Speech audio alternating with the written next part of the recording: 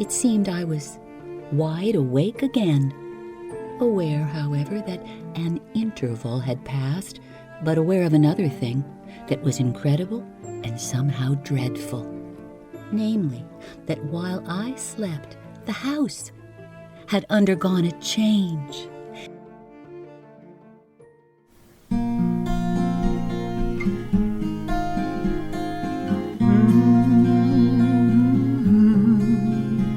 Fast asleep.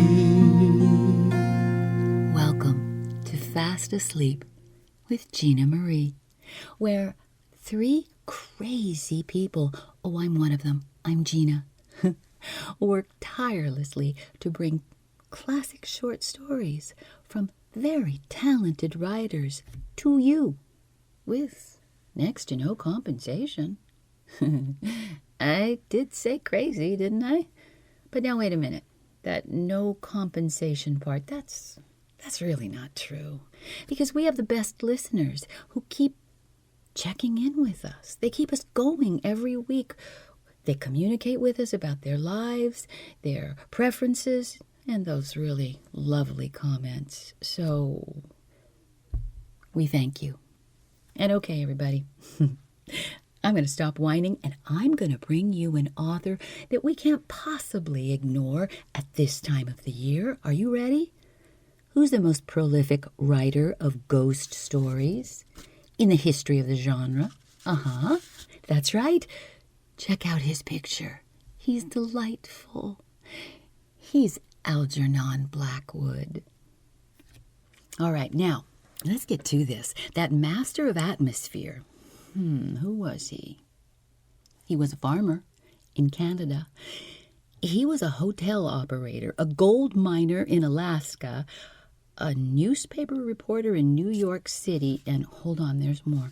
A bartender, a model, a private secretary, and a violin teacher, all before he returned to his home country of England and finally began to take on the job of writer. Mr. Blackwood was born in Shooters Hill, Kent, England, in 1869 and was educated at Wellington College. Devoting himself to writing, well, that was a very wise move. He wrote 14 novels, several children's books, several plays. They were produced, but not published. Algernon loved to write about, you know this, the supernatural, and he was very, very successful. He wrote 10 collections of short stories, most on this subject. And he later began telling these haunting tales on radio and television. Oh, I would love to have seen that. He was a great favorite. He also loved nature. His stories are often centered around the outdoors, as is today's story. He loved to ski. He never married.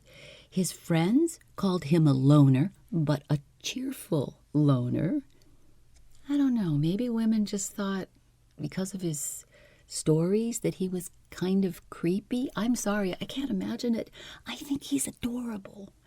H.P. Lovecraft must have thought the same because he called him a modern master, and Blackwood influenced many, including J.R.R. Tolkien. Yes, I said Tolkien. After suffering through, not funny anymore. After suffering through several strokes, Algernon Blackwood died in London in 1951, age 81. Now, wait a minute, who am I kidding? When you want more Blackwood, we at Fast Asleep have him for you. We have so many episodes featuring Blackwood's amazing works, including, one of his most famous, The Willows. I'm not going to give you all the episode numbers. It would go on forever. But just know we truly love him here. So, is today's story a ghost story? Well, now, it's certainly supernatural. It's uncanny, it's mystical, but is there a ghost? I say yes, but I want to know what you think. published in 1911. Tuck in, everybody, for Algernon Blackwood's Dream Trespass.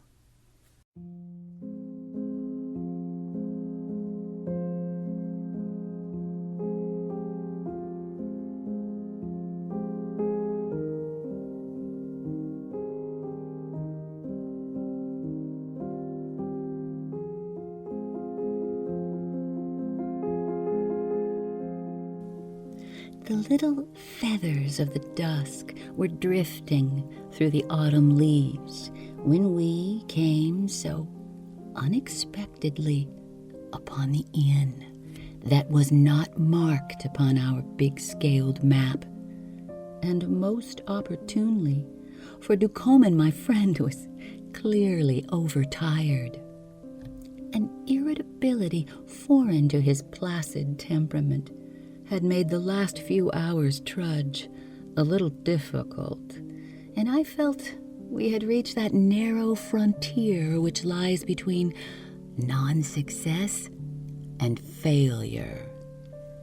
Another 5 miles to the inn that we chose this morning, I told him, but we'll soon manage it at a steady pace. And he groaned. "Oh, I am done. I simply couldn't do it." He sank down upon the bit of broken wall to rest, while the darkness visibly increased, and the wind blew damp and chill across the marshes on our left. But behind the petulance of his tone, due to exhaustion solely, lay something else as well. Something that had been accumulating for days. For our walking tour had not turned out quite to measure. Distances always undercalculated. The inns, moreover, bad. The people surly and inhospitable. Even the weather cross. And Ducomin's disappointment had in a sense been double, so that I felt keen sympathy with him, for this was the country where his ancestors once reigned as proprietors, grand seigneurs, and the rest.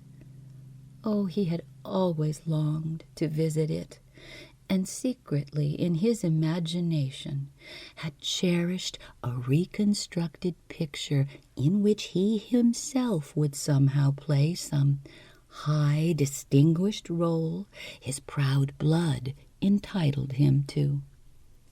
Clerk today in a mere insurance office, but descendant of romantic ancient stock. Oh, he knew the history of the period intimately. The holiday had been carefully, lovingly planned, and the unpleasantness of the inhabitants had shattered his dream thus fostered and so keenly anticipated. The breaking point had been reached. Was not this inn we hoped to reach by dark a portion of the very chateau? He had established it from musty records enough, where once his family dwelt in old-time splendor. And had he not indulged all manner of delightful secret dreaming in advance?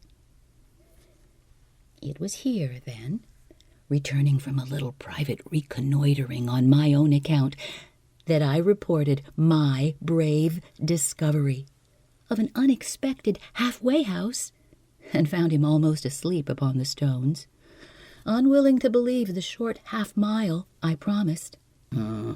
Only another nest of robbery and insolence. Huh. He laughed sourly.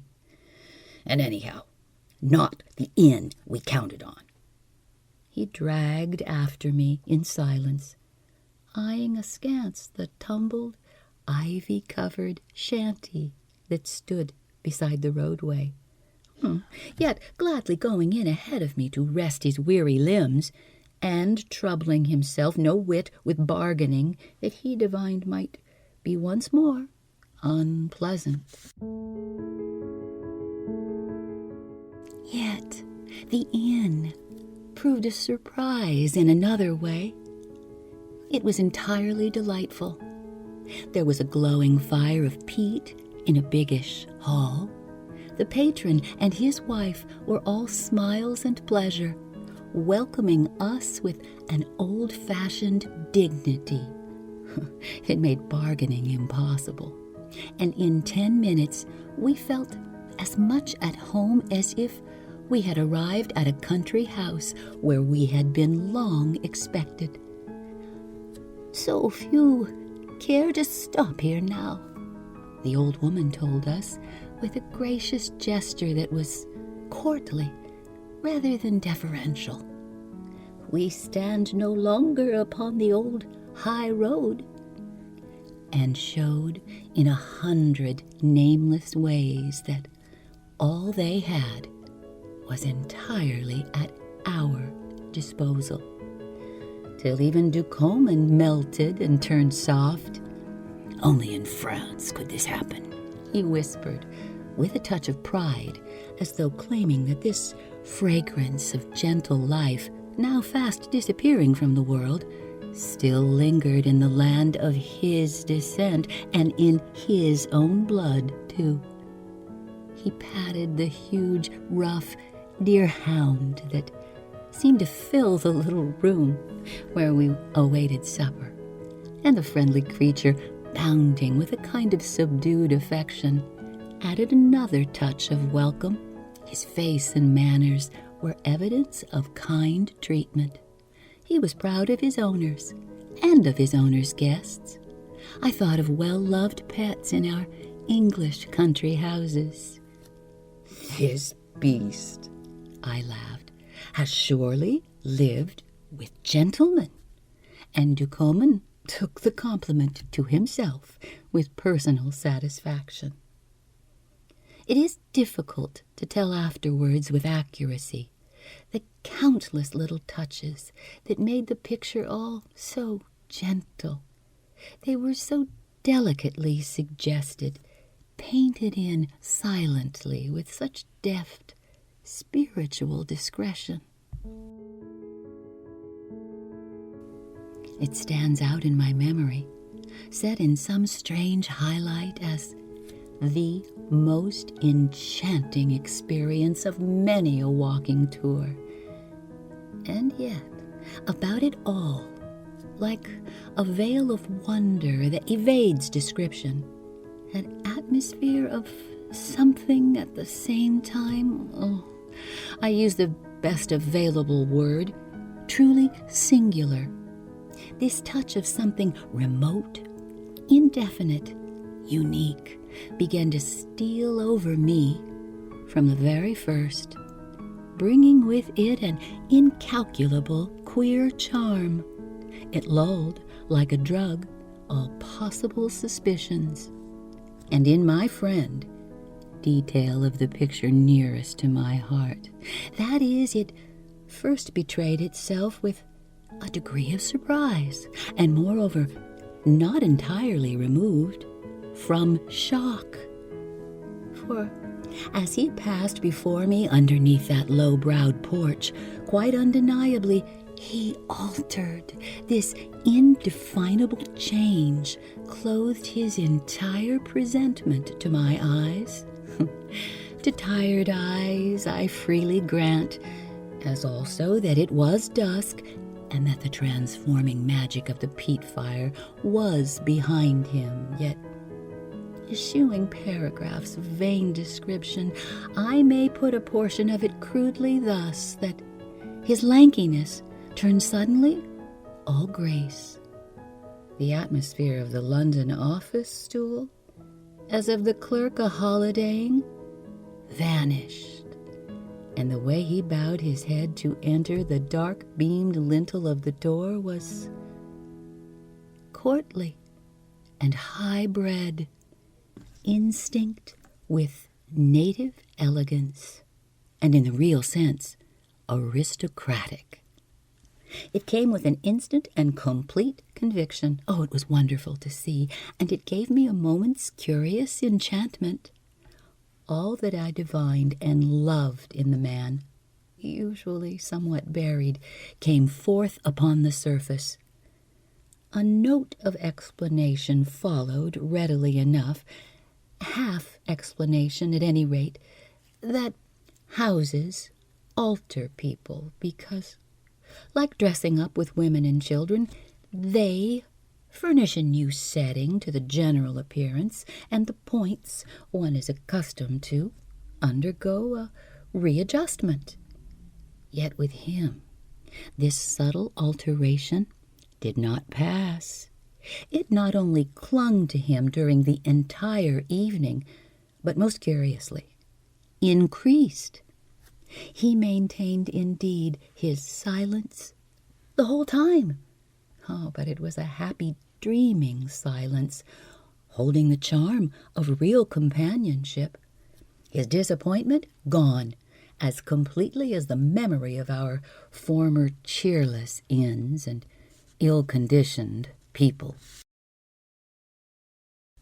I cannot pretend, though, that I really watched him carefully, since an attack from another quarter divided my attention equally, and the charm of the daughter of the house, in whose eyes it seemed to me lay all the quiet sadness of the country we had walked through, triste morn, forsaken land, claimed a great part of my observant sympathy. Now the old people left us entirely to her care, and the way she looked after us, divining our wants before we ventured to express them, was more suggestive of the perfect hostess than merely of someone who would take payment for all that she supplied. The question of money, indeed, did not once intrude, though I cannot say whence came my impression that this hospitality was in fact offered without the least idea of remuneration in silver and gold. That it did come, I can swear.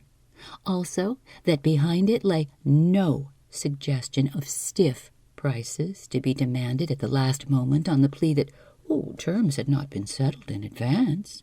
No, we were made welcome, like expected guests, and my heart leaped to encounter this spirit of old-fashioned courtesy that the greed of modern life has everywhere destroyed.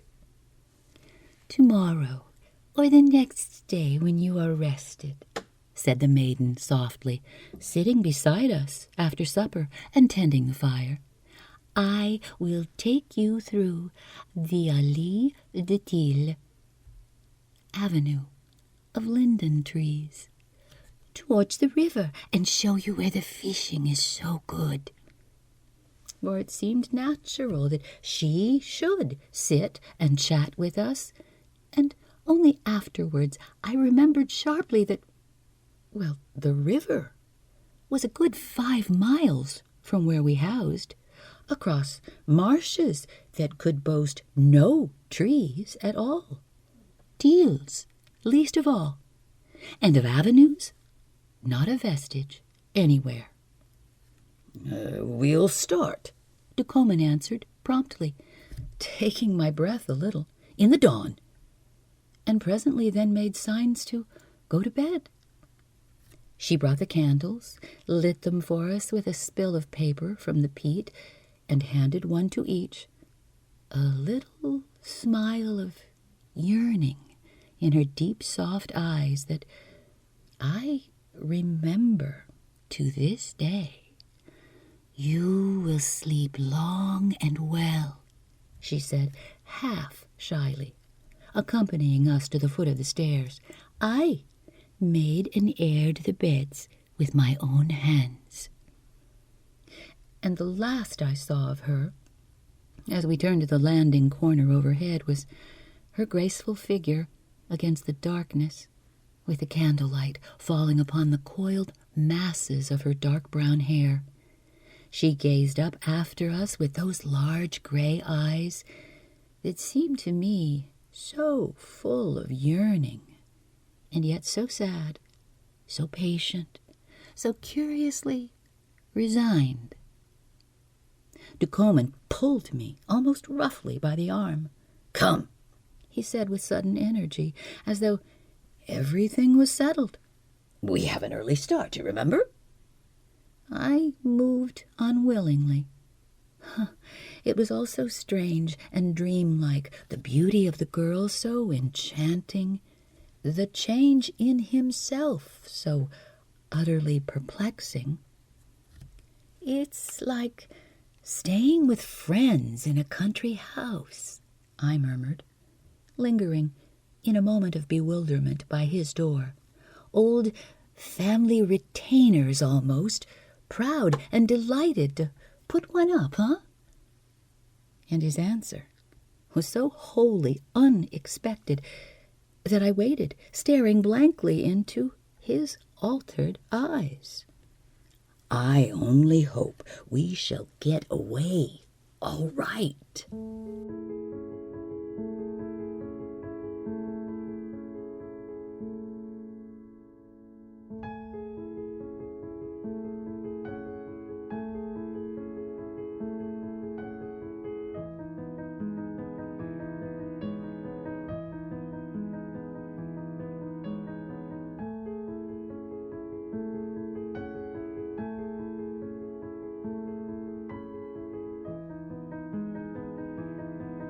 Stay with me. I'll be right back.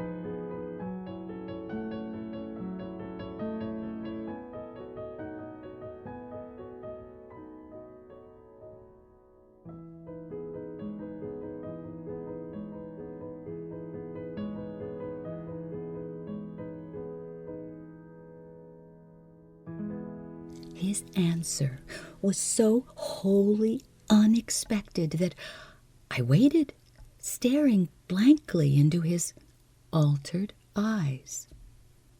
"I only hope we shall get away all right," he muttered. "I mean, that is, get off." Evidently his former mood had flashed a moment back. "You feel tired," I suggested sympathetically. "So do I." "Dog-tired, yes," he answered shortly, and then added in a slow, suggestive whisper, "And I feel cold, too, extraordinarily cold." The significant, cautious way he said it made me start. But before I could prate of chills and remedies, he quickly shut the door upon me, leaving those last words ringing in my brain. Cold, extraordinarily cold. And an inkling stole over me of what he meant. Uninvited and unwelcome it came, then passed at once, leaving a vague uneasiness behind. For the cold he spoke of surely was not bodily cold. About my own heart, too, moved some strange touch of chill. Cold sought an entrance, but it was not common cold. Rather, it was in the mind and thoughts, and settled down upon the spirit. In describing his own sensations, he had also described my own, for something at the very heart of me seemed turning numb. I got quickly into bed. The night was still and windless, but though I was tired, sleep held long away. Uneasiness continued to affect me. I lay listening to the blood hurrying along the thin walls of my veins, singing and murmuring. And when at length I dropped off, 2 vivid pictures haunted me into unconsciousness. His face in the doorway as he made that last remark, and the face of the girl as she had peered up so yearningly at him over the shaded candle. And then, at once, it seemed I was wide awake again, aware, however, that an interval had passed, but aware of another thing that was incredible and somehow dreadful. Namely, that while I slept, the house had undergone a change. It caught me shivering in my bed, utterly unprepared, as though unfair advantage had been taken of me while I lay unconscious. This startling idea of external alteration made me shudder. How I so instantly divined it lies beyond all explanation. I somehow realized that while the room I woke in was the same as before, the building of which it formed a little member had known in the darkness some transmuting, substituting change that had turned it otherwise. My terror I also cannot explain, nor why almost immediately, instead of increasing, it subtly shifted into that numbness I have already mentioned, a curious, deep bemusement of the spirit that robbed it of really acute distress. It seemed as if only a part of me, the wakened part, knew what was going on, and some other part remained in sleep and ignorance. For the house was now enormous. It had experienced this weird transformation. The roof, I somehow knew, rose soaring through the darkness. The walls ran over acres. It had towers, wings, battlements, broad balconies, and magnificent windows. It had grown both dignified and ancient, and had swallowed up our little inn as comfortably as a palace includes a single bedroom. The blackness about me, of course, concealed it, but I felt the yawning corridors, the gape of lofty halls, high ceilings, spacious chambers, till I seemed lost in the being of some stately building that extended itself with imposing majesty upon the night. Then came the instinct, more perhaps a driving impulse than a mere suggestion, to go out and see. See what? I asked myself as I made my way towards the window, gropingly, unwilling or afraid to strike a light. And the answer, utterly without explanation, came hard and sharp like this: to catch them on the lawn. And the curious phrase I knew was right, for the surroundings had changed equally with the house. I drew aside the curtain and peered out upon a lawn that a few hours ago had been surely a rather desolate plain roadway, and beyond it into spacious gardens bounded by park-like timber, where before had been but dreary cultivated fields.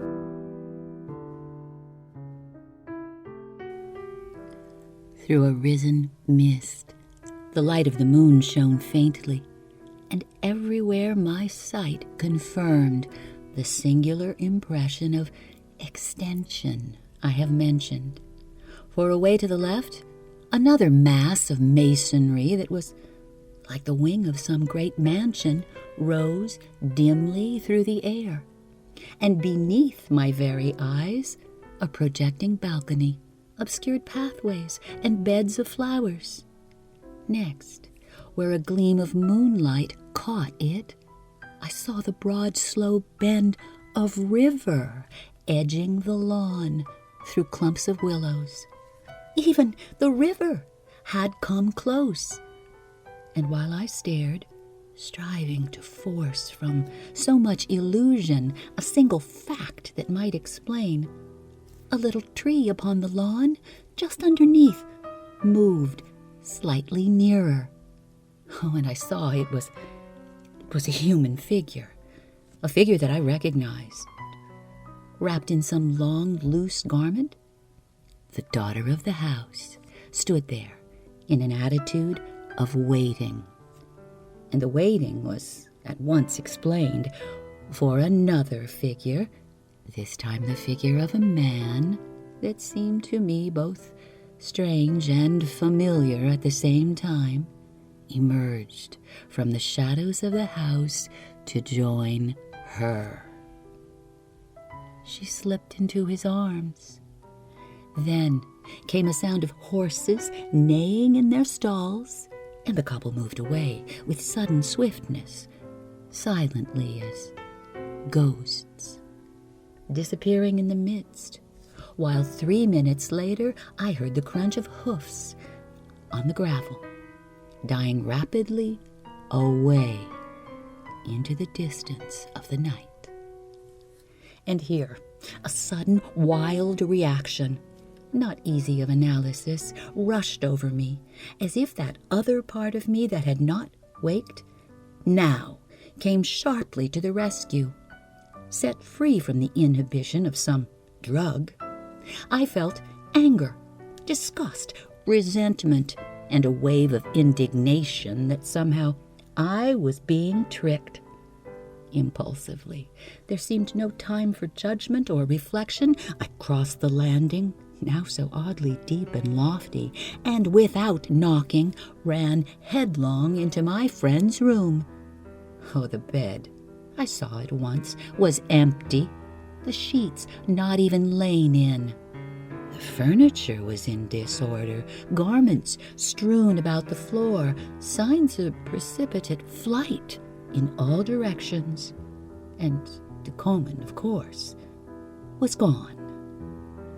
Now, what happens next confuses me when I try to think of it, for my only recollection is of hurrying distractedly to and fro between his bedroom and my own. There was a rush and scuttling in the darkness, and then I blundered heavily against walls or furniture or both, and the darkness rose up over my mind with a smothering thick curtain that blinded everything. And I came to my senses in the open road, my friend standing over me, enormous in the dusk, and the bit of broken wall where he had rested while I reconnoitered, just behind us. The moon was rising, the air was damp and chill, and he was shouting in my ear. I thought you were never coming back again. I'm rested now. We'd better hurry on and do those beastly 5 miles to the inn. We started, walking so briskly that we reached it in something over 70 minutes, and passing on the way no single vestige of a house nor of any kind of building. I was the silent one But when Ducomin talked, it was only to curse the desolate, sad country, and wonder why his forebears had ever chosen such a wilderness to live in. And when at length we put up at this inn, which he made out was a part of his original family estate, he spent the evening poring over maps and papers, by means of which, he admitted, finally, his calculations were all wrong.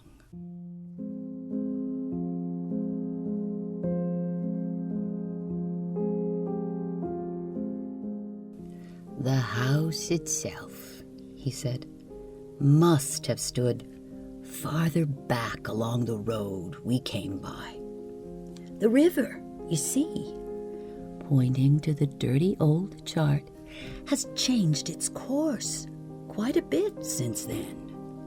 Its older bed lay much nearer to the chateau, flanking the garden lawn, below the park. And he pointed, again, to the place with a finger that, obviously, now held office pens.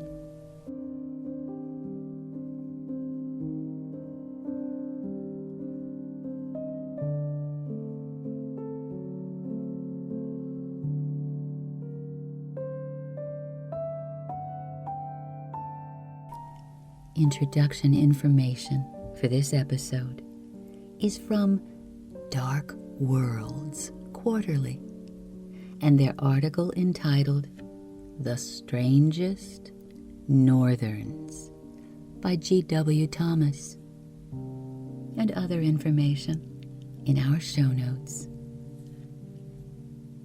Music for this episode is Falaise de Tratta from Michel Nobler, Lev 1 from Donny Hadani, Gardens Against Time from Mario Martini, and No Mino from Roy Zu Aretz. If you've had an uncanny moment, tell us about it. You can reach us right here in comments or email us at fastasleepwithginamarie44@gmail.com. Find us on Instagram, Facebook, and TikTok. And thanks for taking the time to review and comment and like and subscribe. Thank you so much for listening. Keyword: changed. Next week, this author can be quite spooky. It's H.H. Munro, also known as Saki. Good night.